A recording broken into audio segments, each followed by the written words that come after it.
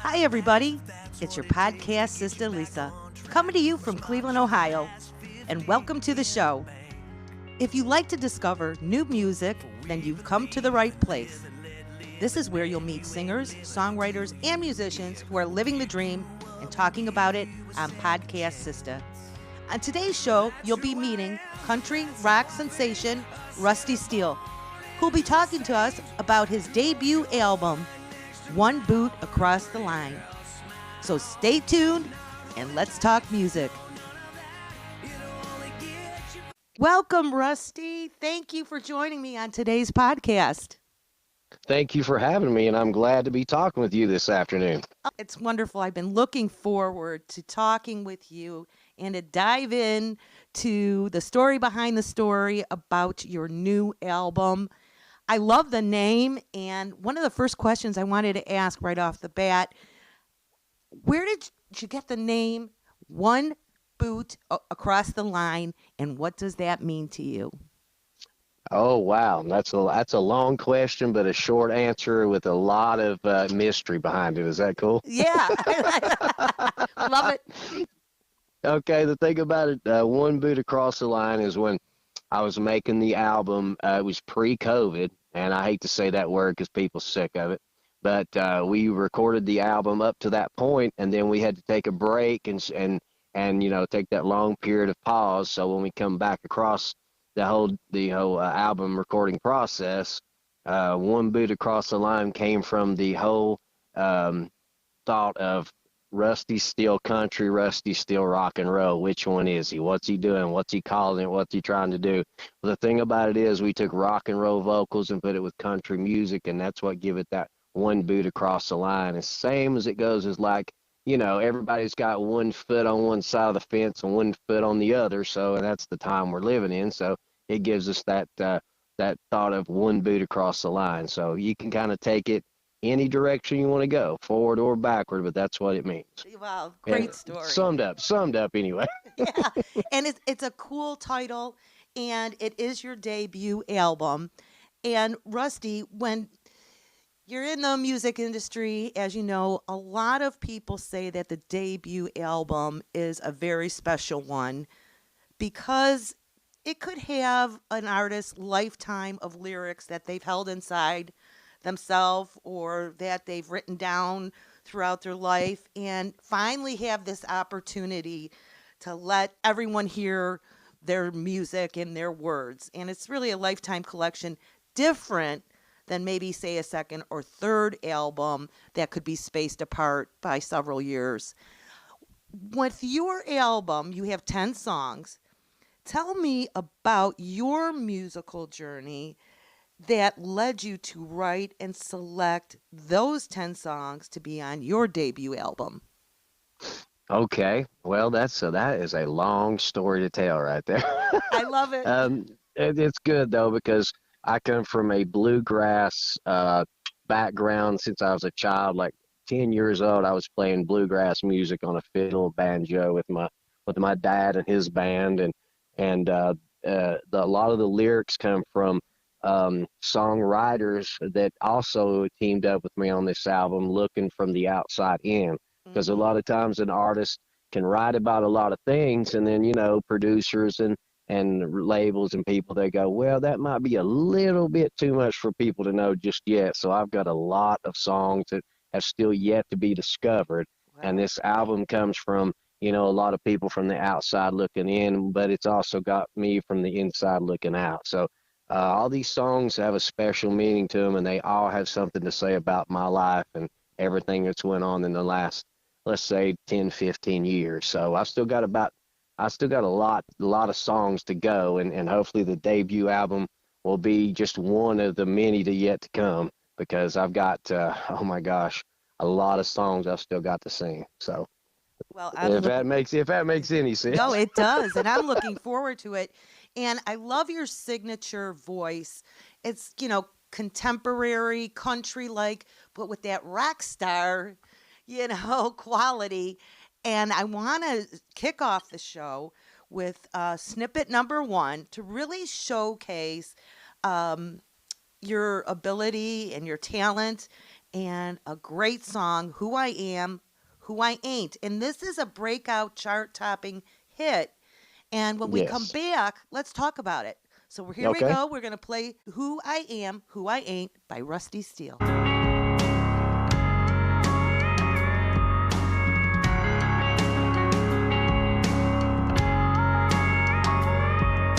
We'll give you the shirt right off of our backs if that's what it takes to get you back on track, or spot you the last 50 in the bank. For we believe in live and let live, and man, you ain't living until you give. We'll pick you up and give you a second chance. That's who I am, that's how I think, a sinner born into a saint, who will go an extra mile for a pretty girl's smile. Not holding back, no, none of that, it'll only get you farther in the back. With all the whiners saying I can't, and that's who I am, and that's who I ain't.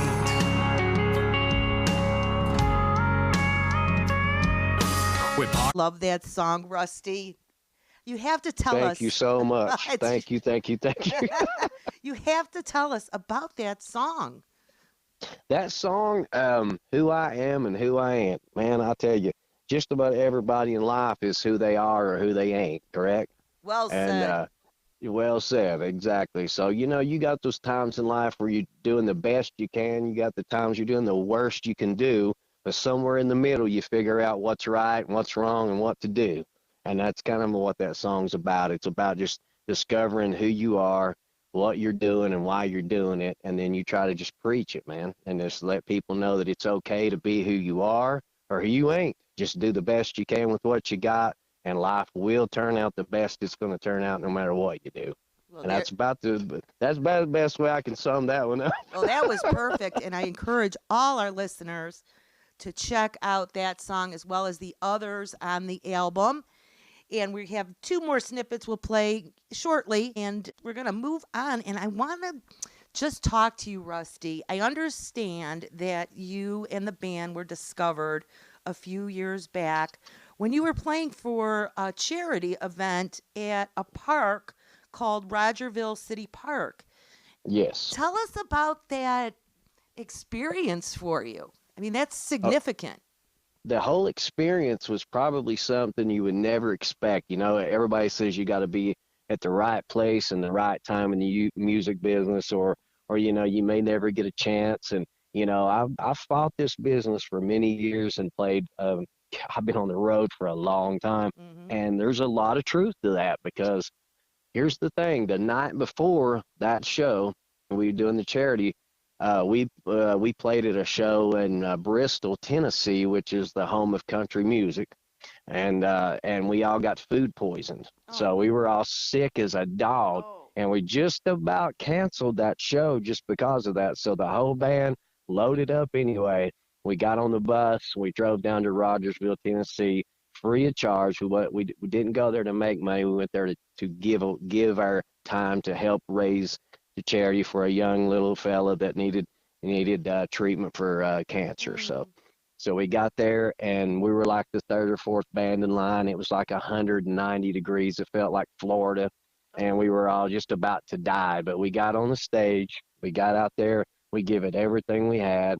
And during the time we were there, the CEO from Tower Music was traveling from Nashville to Kingsport and stopped in Rogersville with his family to get some ice cream. And luckily, we were playing down in the park.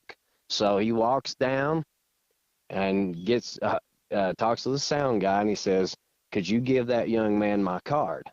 And he said, I own a record label. I'd like to talk to him. So they laughed it off as, yeah, whatever. That don't happen around here. That's not the kind of thing that happens ever, you know, because Tennessee people are a little bit vulnerable to some things like that, especially in the East. So, and I hope they don't hold that against me. But anyway, so the guy comes up after the show and said, this guy gave it this card, said he owns a record label, want you to call him. And I said, okay, sure. So I put it in my pocket. Okay, I tried to call like 3, 4, 5 times. The phone number would not go through. So I thought, well, maybe it was a fluke. Maybe it was just somebody, trying to be interested, but show that they were interested in some kind of way. Well, come to find out, the owner was overseas, so his phone was international at that point. Wow. Yeah, right. So I just kind of let it go. About a month or two later, they contacted me again through social media, Facebook, and asked if I would come and sing a couple of demo songs. And being the musician I am, I was like, how much does it pay? so, so they were like, well, what do you want? I was like, gas money, some food, and maybe $100. I don't know. It's like, do it. Come on up here. So I traveled to a little town in Virginia called Castlewood, Mm-hmm. where I met I don't know if I can say his name on radio or not. I better not, but I'm going to anyway. Mr. David Castle. He's one of the greatest guitar players I've ever had the chance to work with, and he did get a Grammy nomination, so he has a plaque of being a Grammy winner. Wow. So he took me in the studio and he said, I want you to sing a couple of these songs, and so I did. They paid me. I left. He called me back the next day and said, can you come up and do that again? I said, for the same price? He said, sure. So I drove back up there. We did that again. And then I think it was maybe 2 days later, he said, I want you to meet some people. And if you don't mind, I'd like for you to drive back up. At that point, they'd done me a favor or two. So it's time for me to do a favor or two. Mm-hmm. So I drove back up, and I was presented with a record contract. And they said, would you like to record an album on Tower Music Group? And I was like, well, sure, but can I take this and let my lawyer read it over first? And they said, sure, take it, read it, do whatever you want. And the moment they told me that, I knew I could trust them, because most people want you to sign on the spot, Mm-hmm. and you never know what you're going to sign. Mm-hmm. So after that, our relationship became pretty much overnight family, and we've worked together for the last 10 years, and we got a long relationship together, and we got many, many more years to go. So that's how Tower Music Group and Rusty Steel became together right there. Well, they're very lucky to have you, and it's such a nice story. You did a good deed. You guys powered through even though you weren't feeling good, and destiny came into play. And Yes, you're exactly right. yeah, so well, thank you for And you sharing. and you never know. I mean, like, I never believed. I always said, I do not believe you got to be in the right place at the right time, because you're talking to somebody that's toured with Quiet Riot and Warrant, L.A. Guns. Oh my God, I've even worked Wow. with Guns N' Roses. I could go down the list a mile long, and I've been on tour with the best of the best, and never really got that opportunity, because at that point, they're just looking to make money here, make money there. You're just trying to get home, pay the bills. Mm-hmm. And then all of a sudden, one day, somebody shows up that's interested in who you are, not what they can get from you, but what they want to do with you. Right. That's the biggest difference right there. Right. So I thank the good Lord every day that they come into my life, and it's been a journey ever since, but a great one. Well, wonderful.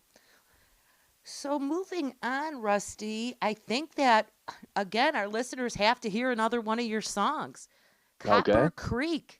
And what? Can I say this before you do Yes. Copper Creek? It's getting ready to be my next radio single, and I've had 3 out so far that has done pretty well. So hopefully this one's going to take the cake, I hope. But Copper Creek's a very special song, and it's one of the first songs I ever demoed with Tower Music Group. So, Wow. yes, this is the one right here. Well, I can't wait for the audience to hear it. So we're going to go ahead and play Copper Creek by Rusty Steel.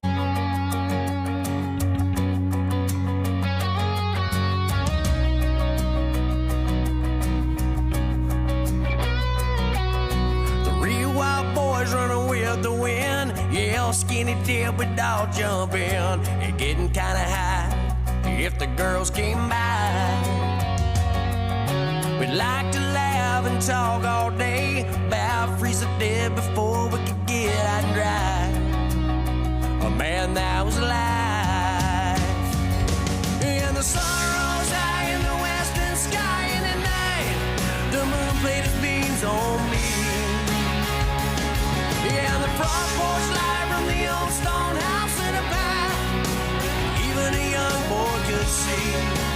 down on Copper Creek. Yeah, down on Copper Creek. I'm so glad you wrote this song because it is a good one. That is for sure. So, congratulations on that single coming out. Yes, And thank you so much. oh, yeah, my pleasure. So, let's talk about your musical upbringing. I understand you have a very musical family. And who were some of your influences growing up in your family to be the artist you are today? Oh my goodness, there is way too many to go through, I believe, but I'll go with the ones that mean the most. And like I said, I started out in bluegrass, and my biggest influence was my father. Oh, And yes. man, and he's 89 years old, getting ready to turn 90 in October, and he still plays 3 shows a week himself. Wow. So he's kind of like my Johnny Cash, you know. He's my hero. And when I was a kid, they all played bluegrass in the living room, and they got out and played shows here and there. And you know, as a kid, you're always hanging out, and you're like, man, I want to try that. So they had an old fiddle. I don't even remember most of it. He tells me some of this stuff that I don't remember, but I just picked this thing up and started sawing away on it, and it was like, well, that sounds pretty good. You know? So they said, you want to just start working on some songs? And I was like, well, sure. I mean, when you're a kid, man, you're just young, you're bored, you're full of life, you want to do everything in the world. So he put me in fiddle lessons or violin lessons with a legendary fiddle player named Benny Sims. He worked with Lester Flatt and Earl Scruggs and Ralph Stanley and all the greats, man. And Wow. so I got the opportunity to take fiddle lessons from Benny, and he was always telling me, "You ain't holding your fiddle right. You ain't doing this right. You ain't doing that right." So he said, "I'm just going to shut up and let you do it your way." And I wound up helping him teach all the students that were coming into class because I'd never learned music. I never learned notes. I never played by music. I always played by ear. And what it would take most people a week or two to learn, it took me about 5 minutes. So, so There I you just go. I just listened to it and said, let's do this, you know. Yeah, yeah. So that was my first influence was my father and Benny. And then of course I played a lot of festivals after that and wound up opening up for George Jones. Oh my gosh, the list goes down the line, man. And then as I become a teenager, the rock and roll world come into play. And I've told this story a few times that these boys from Los Angeles were traveling through, and my dad had some equipment for sale, and they had blowed up something on the road. So, you know, they got a hold of him through a music store because back then social media was not even, available yet. So so they come by and I was just a little kid and this guy had long hair and they looked like ACDC and just cool looking guys and this guy picked up this guitar and just started wailing on it, man. And I was like, dude, can you show me how to do that? My dad said, do not show him what you're doing. So he runs to the bathroom. By the time he comes back, we're playing, Back in Black. I So love it. it was all over at that point. So then you got bluegrass and rock and roll mixed right at that moment. And that's where this kind of influence came from doing, country, bluegrass, and rock all three together. And Yeah. that's kind of what I really am is just a variety of my my influences from where I was raised. I mean, East Tennessee is not a city, it's a country of its own. And I live out in the back 40 right now looking at all kinds of different nut trees and grass and chickens and goats and whatnot. And but at the same time, we can pick up all the great songs from AC/DC to Guns N' Roses, all the way to, Ralph Stanley and the Osmond Brothers, and you name it. This is a place of variety of its own. So that's kind of where all this came from.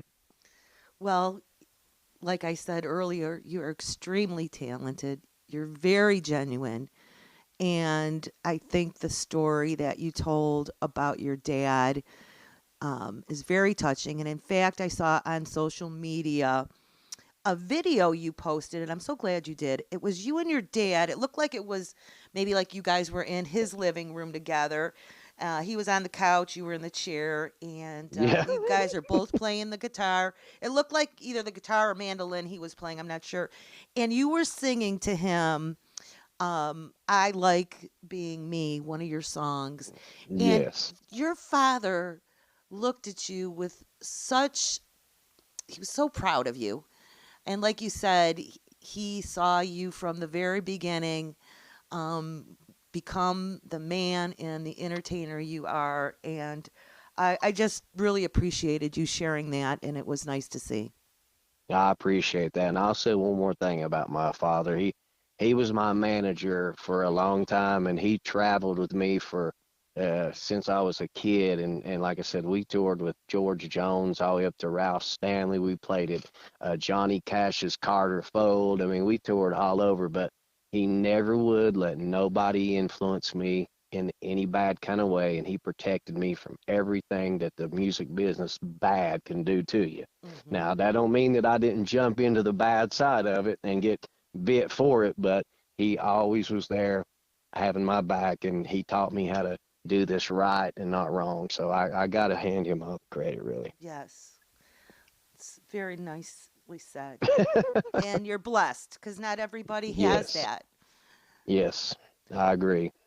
I'm getting a little emotional over here. Yeah, no, I understand. I understand. Well, we're going to move into the last snippet. Um, and it's a great song, Mason Dixon. We're going to play it. And then when we come back, maybe you could tell us a little bit about the story behind that song. And then we're also going to talk about you and the band playing at the CMAs. So here we Okay. go. We're going to go on to snippet number 3, and it's Mason Dixon.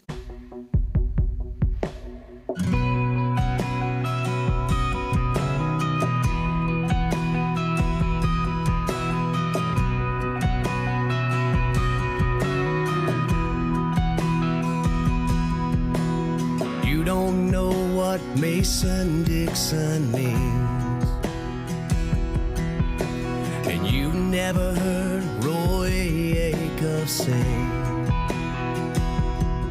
about cannonball rolling through the night under the stars by campfire light, the one you love lying close by your side.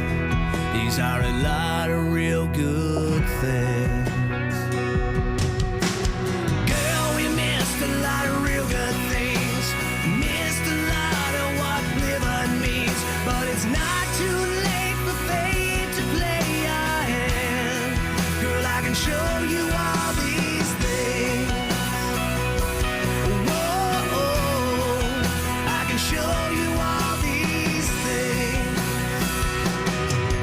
Like going barefoot in the summer rain, running down an old rutted lane, splashing, laughing, going insane. These are a lot of real good things. Oh my gosh, Rusty. I think that's one of my favorites. And I love the line about you want to show your girl these nice things. And um, it's every woman wants to hear that. And it's just a great song. Tell us about it.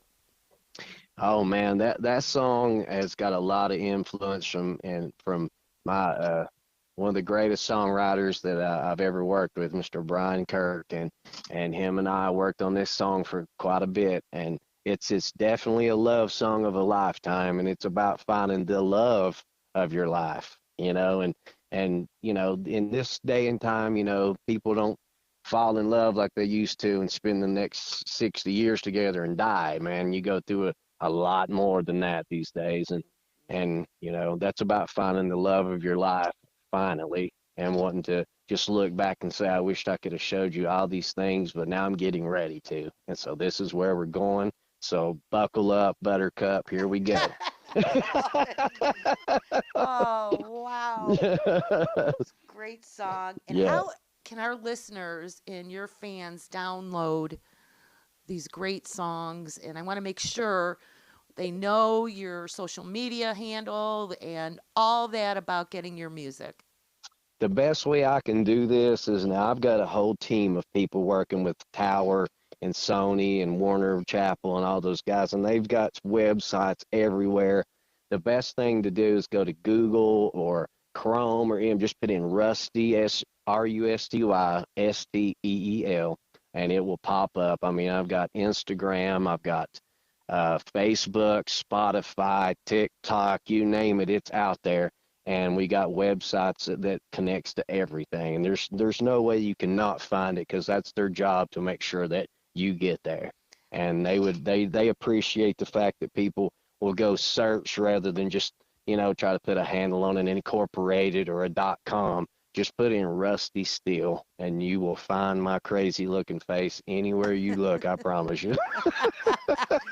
Well, you know, I'm glad that you said that. It's so easy to find you. And I wanted to just kind of close the show with yours and the band's experience at the CMAs. And if you could just drop the names too of those who are in your band along with you. I don't want to leave them out. So tell Sure. us about the CMAs. A CMA was one crazy mess, but a very fun mess. And of course, everybody has their girl with them, and I've got the love of my lifetime with me finally. And bless their heart, they were traveling around Nashville, getting stuck on every corner, trying to get here, get there, while me and my drummer was standing at the Tower of Music downtown on Music Row. And to make a long story short, it was a massive chaos of fun. And I'm going back next year as well. So the CMAs is always a fun place to be, and always a lot to do. And there's nothing you can't. There's no way you can do everything that you want to do. It's kind of like going to Disneyland. You just cannot get enough of it. You can't get through all of it. But so I influence everybody to come next year, whether you see me or not. Just go to CMAs. It's that fun. Oh, that's And yeah, man, I'll start out with the drummer in my band, Mr. Brian King. And he's been with me for almost a decade now. And Bobby Boardwine, he's my bass player. He's also been with me for about a decade. My son, my little protege, my little baby boy, he's my lead guitar player, rhythm guitar player, and backing vocalist, and he's been with me since the day he's born. oh, and so and then nice. and I shouldn't probably say that, because he's like, Dad, don't tell everybody, son, because they they don't want to hear that. So anyway, and then of course you got my crazy self and all my team that goes with it, and it's just it's a beautiful little family. Then we all take care of each other, and we just make sure everybody's all right all the time. So it takes a village. Mr. Matthew Cristiano, he says it takes a village to make this all work. So truth being said, it does. It takes a village, a family, and a lot of people that love you, because you can't do people wrong in this business and make it big. It just don't work that way. Right. Well, I want to definitely have you back on the show so we can talk more about all the exciting things that you have in store for you. And if there's any projects I should know about, let me know, and you'll be on the show. And Well, I will say this: we're wrapping up 2024, but my whole team, agents, record label, they're all working on tour for 2025, and I'm going to be all over the place. And you said you're in Ohio right now? yes, outside of Cleveland. Okay, we're going to be at Rock Coshocton, Ohio. Does that Okay. sound right? I'll look it up and I'll be there. Yes, it's somewhere close to Cincinnati, Okay. maybe somewhere there. So we'll be up there in July of next year, if that tells you how far ahead we're already booking. So the tour is going for 2025, and we're going to be all over the country. Well, we really are excited about that for you. And I want to thank you, Rusty, for joining me today. And to all our listeners, I hope you enjoyed the show. And please follow Podcast Sista and share and like and subscribe. And Podcast Sista is spelled with an A at the end, not an ER. And I'm on all the social media platforms. And again, Rusty, thanks so much. And like I always say, that's a wrap. Thank you so much.